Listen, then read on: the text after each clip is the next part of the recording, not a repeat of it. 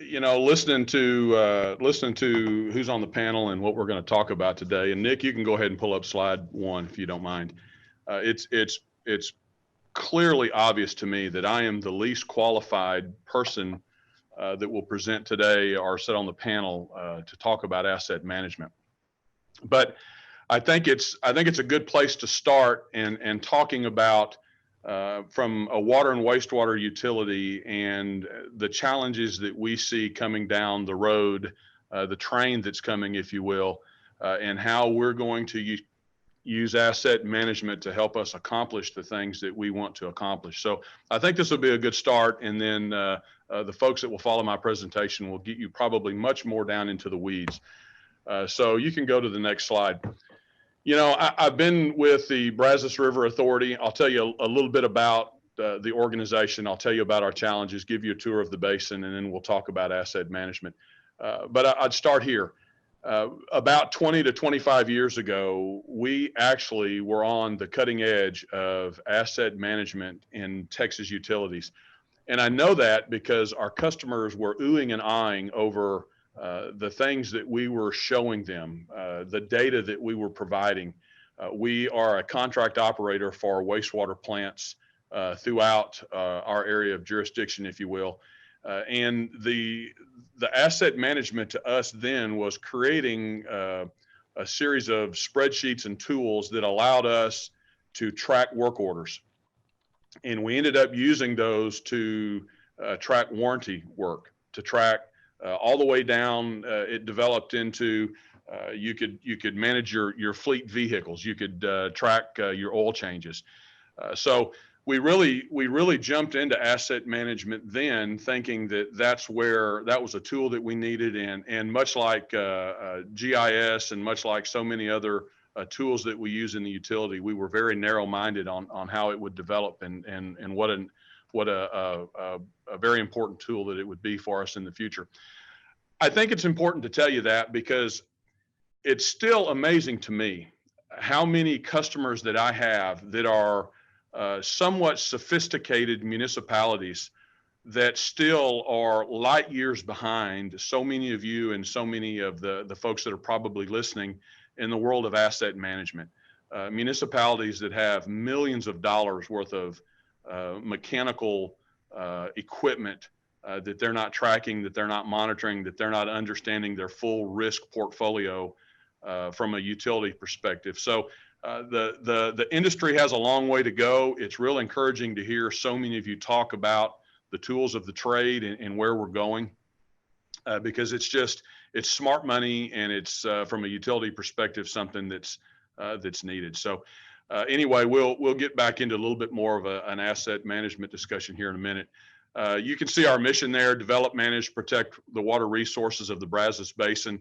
It's a really unique watershed. It's roughly the same size as the state of Tennessee, 44,000 square miles. I am located there in the center, Waco, Texas.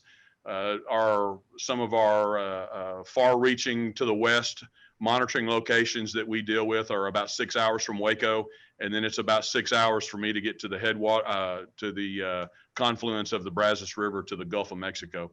So it's a very large drainage area.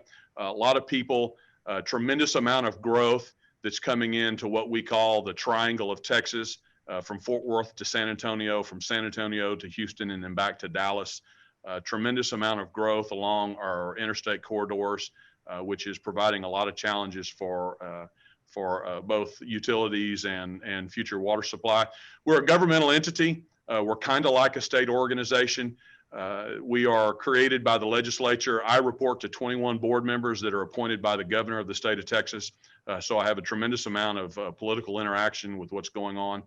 And what really makes us different than a state agency is we don't receive any tax revenues. The state of Texas permits its water, and they have permitted to the Brazos River Authority an amount of water, and we are to manage that water, make it available.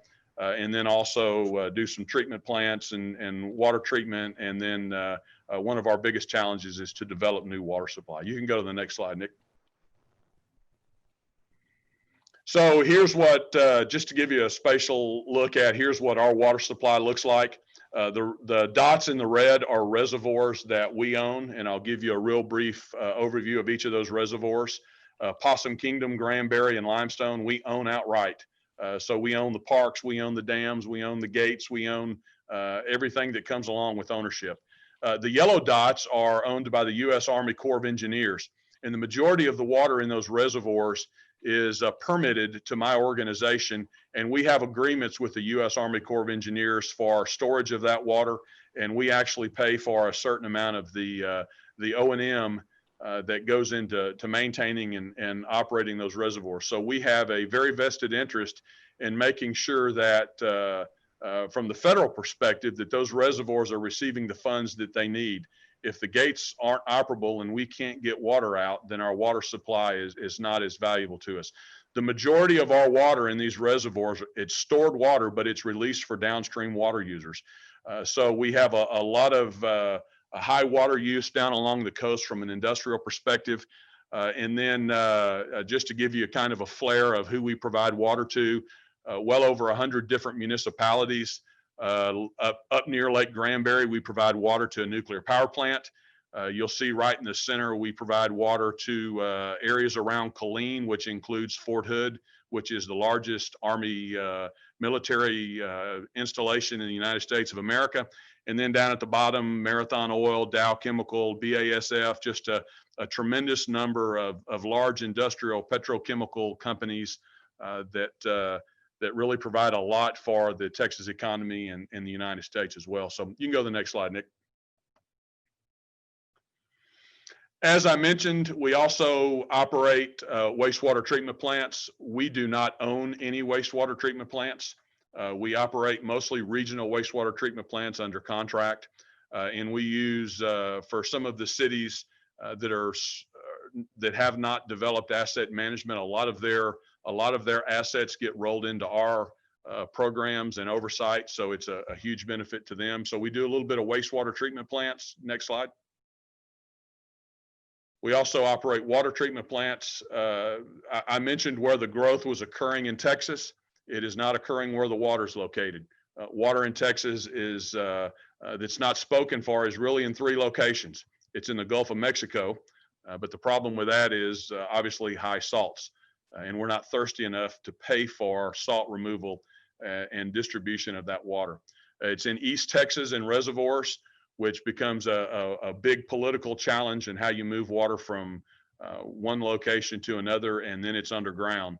And again, just the cost of pumping the water and moving the water to the interstate corridors between Dallas and San Antonio is significant. So we find ourselves in the business of moving water in large pipelines, and this is just an example of one of the pipelines that we own to move water from reservoir to reservoir. So that's a big challenge for us, and as we move forward, and a lot of our planning for future infrastructure, building large pipelines is going to be part of that. Next. So we also spend a lot of time doing water quality and environmental protection. I wanted to introduce this to you because it's one of those data points. It's a set of data that is collected, that needs to be managed, that needs to be made available to managers, sometimes at short notice. So from an asset management perspective, how you manage your data and deal with your data, it becomes a really big deal. So we spend a lot of time making sure that our water is of good quality, and we understand what trends are taking place in the river and in its tributaries. Next. One of the really fascinating things about rivers in Texas, most rivers throughout the United States, they start in areas of high rainfall, whether it be snow melt in mountains or more of a high rainfall type situations. In Texas, all of our rivers really start in very arid regions. So our reservoirs and the ability to capture that water and store it is critical for Texans and how we're going to grow and how we're going to supply water. So we also provide parks around our reservoirs. From a utility perspective, that's a really big thing, and becomes a high priority, especially during times of COVID when people start talking about closing down parks. So next. So let me give you a tour of the 3 dams that we own. This is Possum Kingdom Reservoir. It was built in 1941. It's probably, from a cybersecurity perspective, one of the most secure assets in the United States of America, because nothing on it at all is computerized. If you want to lower a gate, if you want to release water, you have to tether up and you have to go through a process of walking out where the concrete meets the metal gates and unlatch the gates. And you do that by filling that triangle under those gates with water. So what you're looking at is you're looking at 2 gates. Gate number 2 and 3 from the far right are releasing 9,000 cubic feet per second, and all the other gates are floated, if you will, so they're leaking water. If we have gates floated like that, that means a lot of rain's either coming or there's a lot of water in the river that's going to need to be released. These are just water supply reservoirs. So when they're full, we don't have any flood storage like the Corps of Engineers and so many other reservoir owners. So every drop of water in has to equal a drop of water out, and there's another data point that has to be managed. You can go to the next slide. Our second operation is a little bit more sophisticated, built in 1969, and these are just these are gates that these are Tainer gates that raise up and water flows under them, and these can be controlled from a computer system, a SCADA system in our office there. These reservoirs are designed to deal with probable maximum flood potential. So we have this many gates because this is on the main stem of the Brazos, and we may have to release up to 1 million cubic feet per second if we had the right rain event from Mother Nature. Next. The key takeaway from these slides, other than they're pretty slides, is I want you to see the dates. Our newest reservoir dates back to 1978. And behind these reservoirs, we're storing almost 1 million acre feet of water. I'm rounding that number up a little bit. But it's an overwhelming majority of the water that we make available to our customers. So the protection and the management, the long-term management of these pieces of infrastructure is absolutely critical. You can go to the next slide. So here's really the challenges that I wanted to talk about.